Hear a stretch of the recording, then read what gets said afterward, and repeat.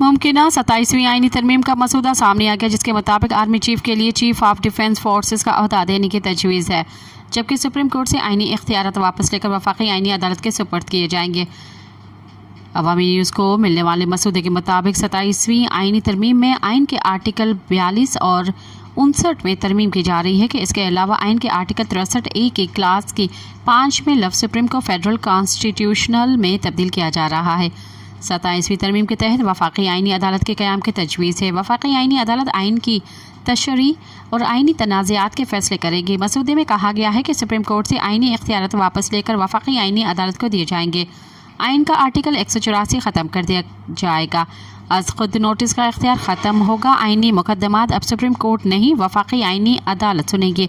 Supreme court सिर्फ अपीलों और अमूमी मुकदमात की अदालत रहेगी। सब्सक्राइब कयो अवामी न्यूज़ HD के ऐं ताज़ा तरीन ख़बरुनि लाइ ॾिसंदा रहो अवामी न्यूज़ HD।